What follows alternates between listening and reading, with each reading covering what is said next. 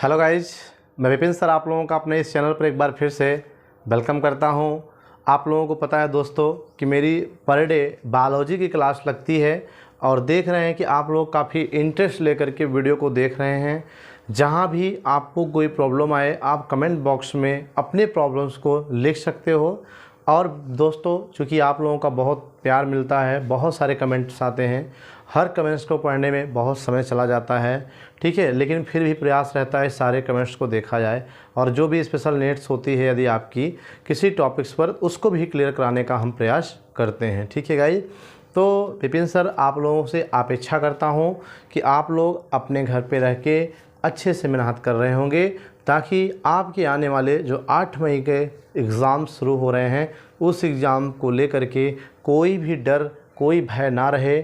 ठीक है, और अगर कोई डर, कोई भय है तो अब भी दोस्तों समय है, आप उस डर भय को निकालिए। ठीक है, और लग जाइए पूरे जोश के साथ, पूरे हिम्मत के साथ। ठीक है, पूरे तन मन से लग जाइए, धन तन मन धन तीनों कह लीजिए, लग जाइए।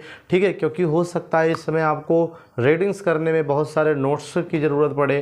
ठीक है, बहुत सारे पेन्स ख़त्म हो सकते हैं, क्योंकि जो भी पढ़ोगे रिपीट करने के लिए एक बार आप उसको लिखेंगे ज़रूर, क्योंकि अगर ऐसा करते हैं कि लिखी हुई चीज़ को, ठीक है, कभी भूला नहीं जाता है। अर्थात जो चीज़ याद हो जाए उसको आप रफली 1-2 बार लिख डालिए। ठीक है, ऐसा करने से वो चीज़ें आपके दिमाग में प्रॉपर क्या होती हैं गाइज, बनी रहती हैं, जिससे आगे चल कर के वो चीज़ें जब भी एग्ज़ाम में आती हैं, हम लिखने का प्रयास करते हैं तो उस टाइम कोई दिक्कत नहीं होती। ठीक है गाइज, तो सभी लोग जुड़ जाएं और जल्दी से जल्दी इस लिंक को अपने ग्रुप में भी शेयर कर लीजिए और चैनल पे नए हो तो चैनल को सब्सक्राइब कर लीजिए। ठीक है, क्योंकि आज का यह वीडियो दोस्तों बहुत इंपॉर्टेंट होने वाला है, क्योंकि ये क्वेश्चन आप अनसॉल्व उठा के देखिए, हज़ारों बार पूछा गया है। ठीक है, लगभग हर बार आपके बोर्ड एग्जाम में ये क्वेश्चन आता है, जिस क्वेश्चन के बारे में हम लोग आज डिस्कशन करेंगे। ठीक है, इसलिए सो गाइस आप लोग रेडी हो जाइए और वीडियो को स्किप मत कीजिएगा,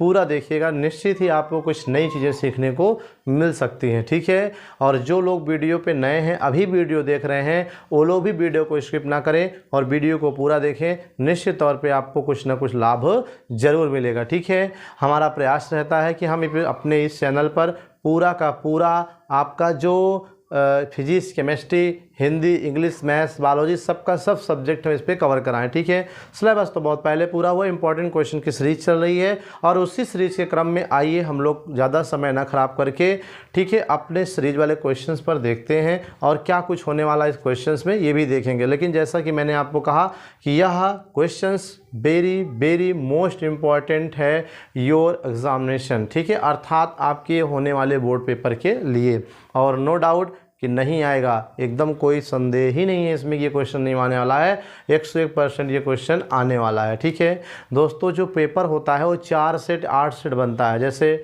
302 AB, 302 BC ऐसे ही करके बनता है, ऊपर पेपर पे कोड लिखा होता है ना, ऐसे ही, तो किसी न किसी सेट में ये ज़रूर आएगा। तो इसलिए सभी लोग क्वेश्चंस को ध्यान से देखें और समझें। ठीक है, तो आइए हम लोग देखते हैं भाई, जो हमारा सब्जेक्ट है वो जीव विज्ञान है, बायोलॉजी है, और बायोलॉजी का यह वीडियो कक्षा 12 के स्टूडेंट्स के लिए है, उन स्टूडेंट्स के लिए जो अभी अभी बोर्ड पेपर देने जा रहे हैं। ठीक है, और इसके अंतर्गत जो सीरीज चलाई जा रही धमाका सीरीज, उसी के अंतर्गत हम लोग कुछ महत्वपूर्ण परीक्षा प्रश्नों की सीरीज लेके आए हैं और उसी में आज का जो पहला क्वेश्चन हम देख रहे हैं कि डीएनए का वाटसन एवं क्रिक, ठीक है, वाटसन एवं क्रिक मॉडल को सचित्र वर्णन कीजिए।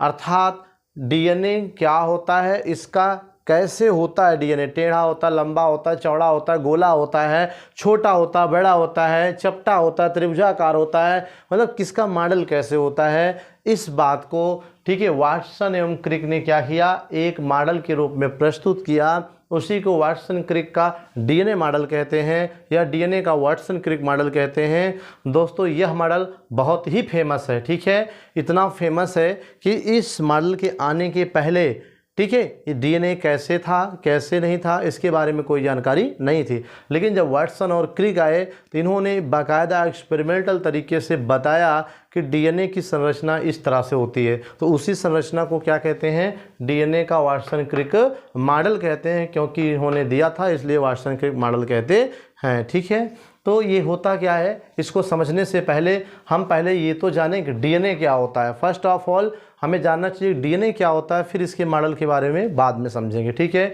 आई होप आप लोग डीएनए के बारे में जान रहे होंगे। बहुत सारे स्टूडेंट्स ऐसे हैं जो पिछले वीडियोज़ को देख चुके हैं, क्वेश्चंस को जब हम कवर करा रहे थे, ठीक है, टॉपिक्स को कवर कराते, लेसन चल रहा था आपका, तो वहाँ पे ये बताया गया था, वहाँ से याद होगा कुछ पॉइंट, ठीक है। और जिसको नहीं याद है घबराएं ना बिल्कुल भी, पूरा वीडियो देखें एंड तक और आपको निश्चित ही समझ में आ जाएगा कि डीएनए क्या होता है, ठीक है। आइए देखते हैं डीएनए क्या होता है। सबसे पहले तो ये डीएनए है, हेडिंग किया। तो डीएनए की जो एक लाइन की अपनी परिभाषा होती है, ठीक है, ओनली वन लाइन की जो डेफिनेशंस होती है, परिभाषा होती है, वो यही है कि DNA is a known as genetic material, ठीक है। क्या है, DNA is a known as, अर्थात जाना जाता है जेनेटिक मटेरियल के रूप में, अर्थात आनुवंशिक पदार्थ के रूप में जाना जाता है, ठीक है। तो डीएनए क्या है भैया, एक आनुवंशिक पदार्थ होता है। तो ये आप लिखे भी हो नीचे, डीएनए एक आनुवंशिक पदार्थ है। ये आनुवंशिक पदार्थ क्या होते हैं ये भी आपको जानना चाहिए। आनुवंशिक पदार्थ का मतलब ऐसे पदार्थ जो आनुवंशिक, वंश मीन्स क्या होता है, हमारी संतानें, हमारी आने वाली पीढ़ियाँ, ठीक है। नहीं बहुत रटना नहीं, अनुवांशिक, वंश माने वंश जान ही रहे हो, अपनी आने वाली पीढ़ियाँ, हमारे बच्चे, ठीक है। और इक माने इकाई, ठीक है। तो कहने का मतलब जो हमारी आने वाली पीढ़ी होगी उसमें हमारे जो रंग रूप, आकार, लंबाई, चौड़ाई, ये सारे कलर की, आँख की बनावट, कान की बनावट, नाक की बनावट, ये सारे के सारे सिम्टम्स जो हैं, बॉडी के लक्षण जो हैं, वो क्या होते हैं, हमारे आने वाली संतानों में भी क्या होते हैं, जाते हैं। जाते कि नहीं जाते हैं भैया। आप हो, आपका चेहरा किससे मिलता है, अपने पापा से मिलता है, मम्मी से मिलता है, नाना से, दादा दादी से।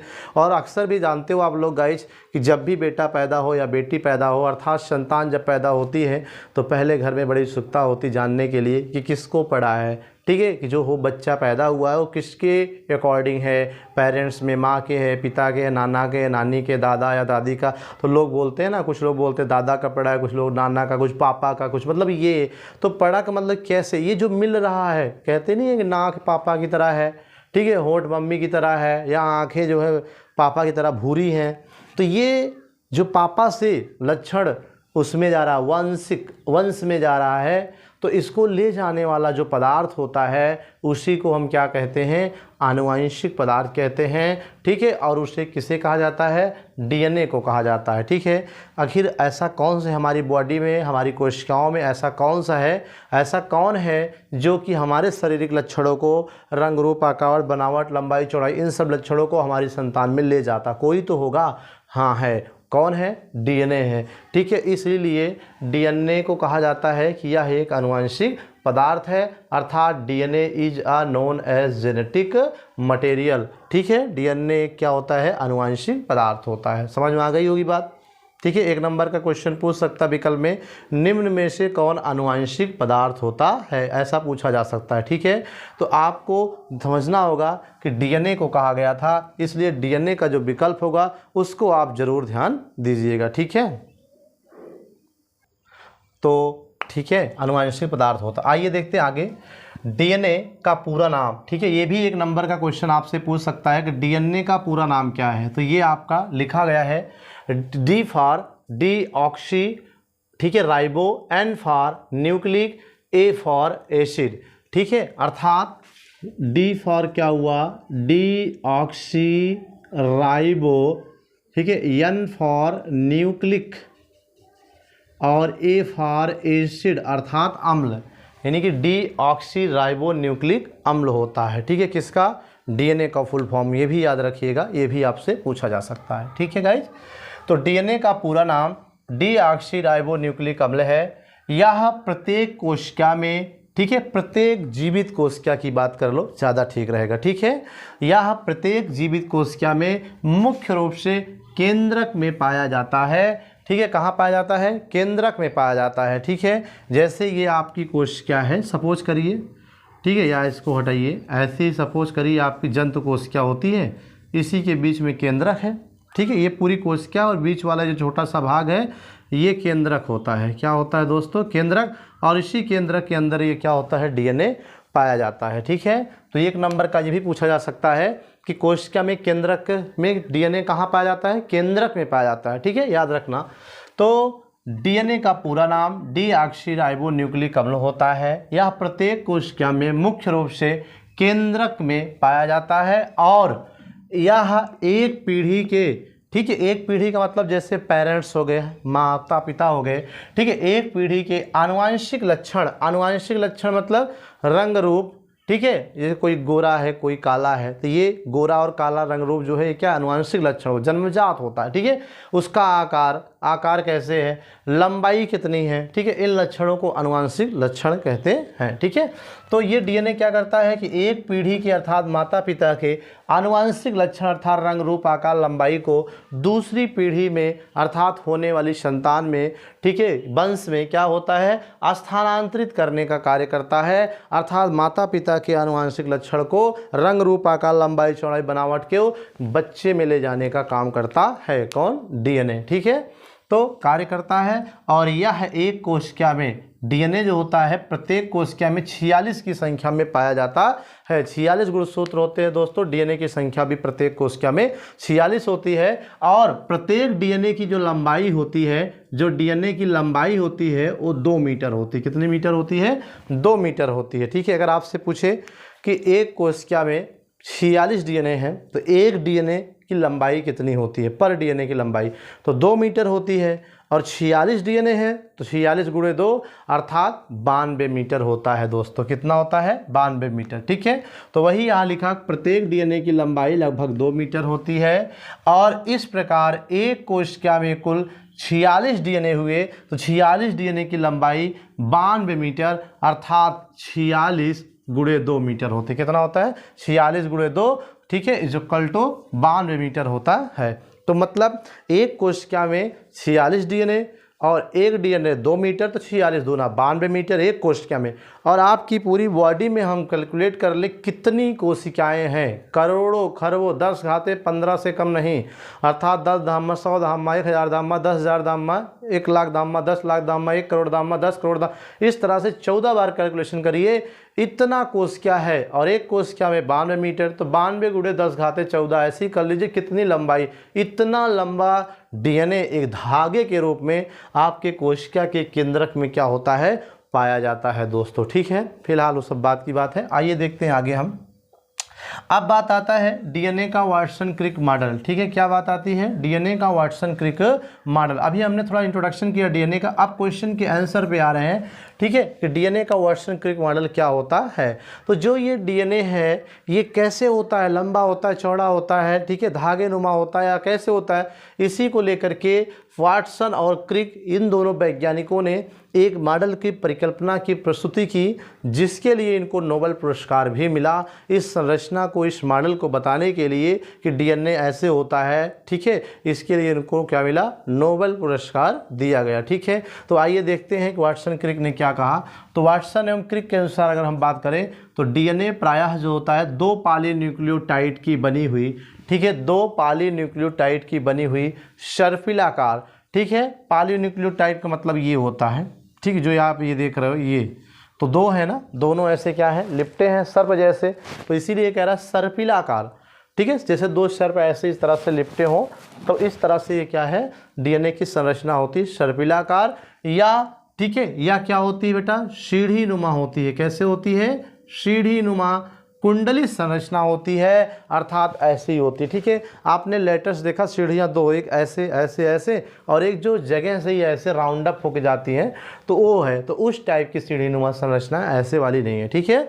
तो बोलो वाटसन क्रिक ने क्या बताया कि डीएनए जो होता है वो 2 पॉलीन्यूक्लियोटाइड का, ठीक है, अर्थात 2 सर्प इस तरह से, ठीक है, पॉलीन्यूक्लियोटाइड की बनी हुई सर्पिलाकार, ठीक है, कैसे, सर्पिलाकार या सीढ़ी नुमा कुंडलित संरचना होती है, अर्थात पॉलीन्यूक्लियोटाइड ऐसे आपस में लिपटे होते हैं। और इसमें न्यूक्लियोटाइड जो होता है प्रायः शर्करा व फास्फेट से मिलकर बना होता है। डीएनए के निर्माण में कुल 3 प्रकार के पदार्थ भाग लेते हैं मुख्य रूप से, ठीक है।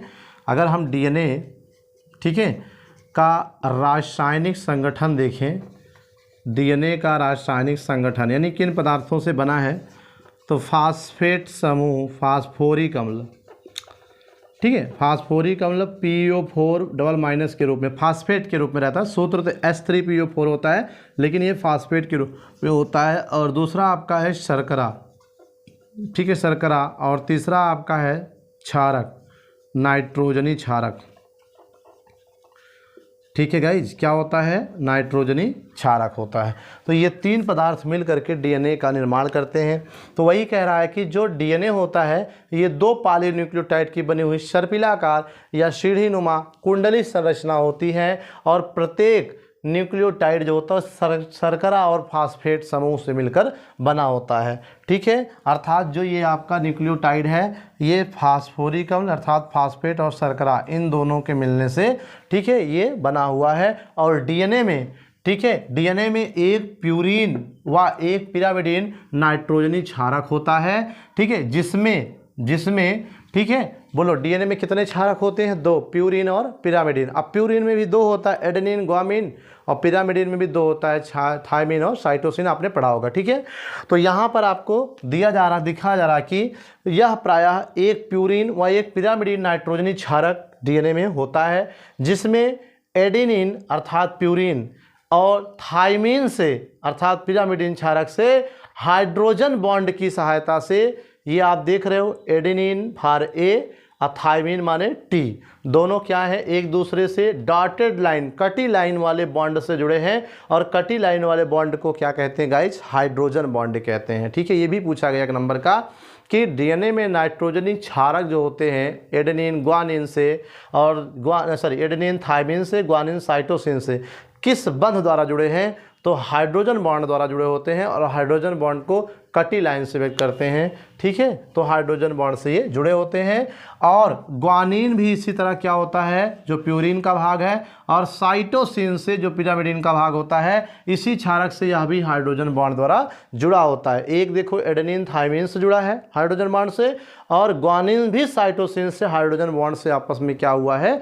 जुड़ा हुआ है, ठीक है, जुड़ा होता है। इस डीएनए में प्रत्येक पराकुंडलन की दूरी, कह रहा है कि ये जो डीएनए है आपका सर्पिलाकार या सीढ़ीनुमा दिख रहा है, ठीक है, चाहिए वाला देखो, चाहिए वाला देखो, ठीक है। इसमें जो प्रत्येक पराकुंडलन की दूरी होती है वो 34 एंगस्ट्राम होती है। कितनी होती है? 34। यानी एक बार जब यहाँ से सर्पिलाकार या कुंडलित हुए, दोबारा जब होते हैं तो ये देखिए, जैसे यहाँ से यहाँ तक की दूरी कितनी होती है? 34 एंगस्ट्राम होती है। तो प्रत्येक पराकुंडलन की दूरी 34 एंगस्ट्राम होती है। और प्रत्येक समाक्षर का मतलब है एडेनिन थायमिन एक समाक्षर और ग्वानिन साइटोसिन, इन दोनों के बीच, इन दोनों सीढ़ी के डंडों के बीच की जो दूरी है, ठीक है, वो कितनी होती है? 3.4 एंगस्ट्राम होती है। ये मैंने लिखा है, देख रहे, प्रत्येक डंडे के बीच की दूरी 3.4 एंगस्ट्राम होती है। यहाँ भी मैंने देखा है 80, इस वाले से इसके बीच की दूरी कितना? 3.4 एंगस्ट्राम। यहाँ भी इसके बीच की दूरी कितना? 3.4 एंगस्ट्राम, ठीक है। इस तरह से यहाँ भी 3.4 एंगस्ट्राम, मतलब प्रत्येक डंडे या समाक्षर की दूरी कितनी होती है? 3.4 एंगस्ट्राम होती है। और जो पराकुंडलन की दूरी है वो 34 एंगस्ट्राम होती है, 34 एंगस्ट्राम होती है, ठीक है। अब प्रत्येक डीएनए की चौड़ाई जो होती है, अर्थात डीएनए की जो विड्थ होती है, वो नियर अबाउट 20 एंगस्ट्राम होती है। कितनी होती है? 20 एंगस्ट्राम। जैसे दोस्तों ये डीएनए है आपका, ठीक है, सपोज करिए ये आपका ये जो चौड़ाई है ये कितना है? 20 एंगस्ट्राम होती है। और जिसमें एक दीर्घ खांच होता है जिसे मेजर ग्रुप कहते हैं, और एक लघु खांच होता है जिसे माइनर ग्रुप कहते हैं, ठीक है। अर्थात इस डीएनए के पराकुंडलन में एक दीर्घ खांच बनती है और एक लघु खांच बनती है, ठीक है। यही फिगर में आप देख सकते हो। तो अब हम फिगर आपको बताने चल रहे हैं, ठीक है। ये दोस्तों आपका एक इम्पॉर्टेंट और फैक्ट टू फैक्ट बातें आपको इसमें बताई गई हैं। अब आप संरचना के बारे में देखिए, डीएनए की संरचना कैसे, मॉडल यही है, सर्पिलाकार या सीढ़ीनुमा डीएनए की संरचना चाहिए बना लेना, चाहिए बनाइएगा और चाहे ये बनाइएगा, बात एक ही है, ठीक है। इसमें आप देख रहे हैं कि इसकी संरचना ऐसे ही सर्पिलाकार, जैसे 2 सर्प लिपटे हों, कुछ इस तरह से ऐसे कुंडलित है, और एक ये और एक ये, ठीक है। ये 2 डंडे हैं समझ लीजिए, जो पॉलीन्यूक्लियोटाइड के रूप में जाने जाते हैं। और दोनों पॉलीन्यूक्लियोटाइड अगर आपस में कुंडलित हैं तो किसकी सहायता से? AT अर्थात नाइट्रोजनी क्षारक, जिसमें A for adenine, T for thymine और G for guanine, C for cytosine. यही क्षारक आपस में क्या है, बोलो, एडेनिन थायमिन से हाइड्रोजन बॉन्ड से जुड़ करके इस कुंडली को आपस में क्या किया, बंधा हुआ है, और ग्वानिन साइटोसिन से हाइड्रोजन बॉन्ड से जुड़ करके इन दोनों कुंडलियों को आपस में बनाने का काम करता है। इसी तरह से ATGC ATGC ATGC ATGC, ठीक है। अब जो इस DNA की चौड़ाई विड्थ होती है टोटल, ये लगभग नियर अबाउट 20 एंगस्ट्रॉम होती है, और प्रत्येक समाक्षर की दूरी, ये जो डंडे बीच के हैं इनकी समाक्षर की दूरी 3.4 एंगस्ट्रॉम होती है, और प्रत्येक पराकुंडलन, जैसे यहाँ से यहाँ तक की दूरी कहो या यहाँ से यहाँ तक की जो लंबाई है, ठीक है, वो कितना है, 34 एंगस्ट्रॉम होती है, ठीक है। और इसमें जो ये पॉलीन्यूक्लियोटाइड है, जब ये सर्पिलाकार ऐसे कुंडलित होते हैं, दो खांच बनती है। ये वाली खांच जो है थोड़ा सा बड़ी होती है, दीर्घ खांच, और ये वाली खांच थोड़ा छोटी, इसलिए लघु खांच कहते हैं, ठीक है गाइज। तो ये होता है आपका DNA, ठीक है, DNA का वाटसन क्रिक मॉडल। आपको एक एग्जांपल बताएं, आपने देखा होगा फेयर लवली का जो डिब्बा आता है उस पर कुछ इस तरह की संरचनाएं ऐसे बनी होती हैं, ठीक है। तो ये DNA को ही बनाया रखा है। कंपनी ने एडवर्टाइज में DNA को क्यों लगाया, क्योंकि किसी व्यक्ति का रंग रूप आकार यानी गोरापन कालापन, ये सिर्फ क्या है, DNA ही इसे क्या करता है, चेंज करता है, इसे DNA ही कंट्रोल करता है। तो उनका ऐड दिखाने का मतलब ये, हमारी ये क्रीम त्वचा पे लगाएंगे, त्वचा में DNA को जा करके चेंज करके आपके रंग को बदलने का काम करता है, ठीक है। जबकि रियलिटी में ऐसा कुछ होने वाला नहीं है, क्योंकि DNA में कभी उत्परिवर्तन संभव नहीं है। अगर उत्परिवर्तन होता भी है तो उसके परिणाम पॉजिटिव भी हो सकते हैं और निगेटिव भी हो सकते हैं। इसलिए भ्रामक प्रचारों पे ना जाइए, जो वास्तविकता है उससे आप रूबरू होइए, ठीक है। तो ये रहा वाटसन एंड क्रिक का, ठीक, मॉडल, जिसमें आपको बताया गया कि वाटसन क्रिक मॉडल कैसे होता है, इसका फैक्ट क्या है, ठीक है। सभी लोग नोट कर लें। चलते हैं नेक्स्ट टॉपिक पे। तो नोट कर लिए होगा। अब इसी वीडियो में एक और क्वेश्चंस जो पेपर में इम्पॉर्टेंट है आता है DNA से रिलेटेड, ठीक है। जैसे DNA व RNA में 5 अंतर समझाइए, ठीक है। ये भी क्वेश्चन आपका पूछा जाता है कि DNA और RNA में आप 5 अंतर बताइए, ठीक है। तो कौन कौन से 5 अंतर होते हैं, इसको भी कई बार, कभी कभी तो 4 अंतर पूछा जाते हैं, कभी 5, कभी 6 पूछ लेता है। लेकिन मैक्सिमम, मिनिमम और मैक्सिमम की बात करें 5 तो आप याद ही रखिए, ठीक है। कहीं से भी आ सकता है, तो 5 आपको लिख के आना है। DNA से रिलेटेड 2-3 क्वेश्चन ही ज़्यादा आते हैं। DNA का वाटसन क्रिक मॉडल ये ज़्यादा पूछा जाता है, जो भी मैंने आपको इसके पहले बताया। फिर DNA RNA में अंतर, जो अभी बताने जा रहे हैं। इसके अलावा DNA से रिलेटेड भी एक क्वेश्चन, DNA फिंगर प्रिंटिंग क्या है, ठीक है, अर्थात DNA अंगुली छाप क्या होता है, ये भी पूछा जाता है, ठीक है। तो ये भी मैंने आपको पढ़ा रखा है, लेकिन फिर भी अभी ये टॉपिक्स आया है तो इसके बाद हम उसको भी आपको क्लियर करने का प्रयास करेंगे, ठीक है। तो अभी हम जो देखेंगे कि DNA और RNA में 5 अंतर कौन कौन से होते हैं, और बहुत सिंपल, वेरी इजी है, याद रखना, आपको ज़्यादा घबराने की ज़रूरत नहीं है दोस्तों, ठीक है।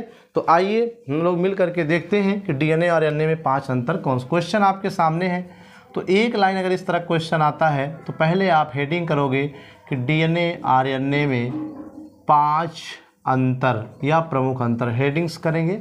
फिर एक लाइन इसमें लिखना है कि इनमें 5 अंतर, जो 5 डिफरेंस है, 5 अंतर इस प्रकार है या निम्नलिखित है, ठीक है।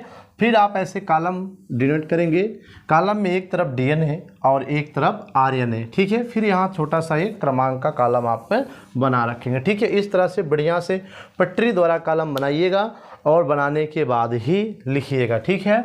अब इसमें जो पहला है 1 साइड DNA और 2 साइड RNA, तो जो पहला अंतर लिखोगे, याद रहे DNA RNA के अपने अपने नाम लिख दोगे तो एक अंतर आपका तैयार हो गया, ठीक है। DNA का पूरा नाम, RNA का पूरा नाम लिख दो, एक अंतर तो आपको मिल ही गया, इसके लिए बहुत ज़्यादा ढूंढना नहीं है, ठीक है। तो पहला क्या है कि DNA का जो पूरा नाम होता है बेटा, वो डीऑक्सी राइबो न्यूक्लिक अम्ल होता है। D for deoxy ribo, N for nucleic, और A फॉर क्या होता है, एसिड होता है। अर्थात इसका पूरा नाम डीऑक्सी राइबो न्यूक्लिक अम्ल है, जबकि RNA का पूरा नाम राइबो न्यूक्लिक एसिड होता है, अर्थात राइबो न्यूक्लिक अम्ल होता है, ठीक है। अब दूसरे की बात करें तो इसमें डीऑक्सीराइबोज शर्करा होती है। ये 1 नंबर का क्वेश्चन पूछा गया कि DNA में कौन सी शर्करा पाई जाती है, तो DNA में D शर्करा, RNA में R शर्करा। DNA में D, RNA में R शर्करा। D मतलब D नाम वाला, R मतलब R नाम वाला। तो डीएनए में कौन सी शर्करा डी नाम वाला डीऑक्सीराइबोज शर्करा है। कौन सा है? डीऑक्सीराइबोज शर्करा होती है। और जबकि आरएनए में क्या होता है गाइस? राइबोज शर्करा होती है। वनली कौन सा होता है? राइबोज शर्करा होती है।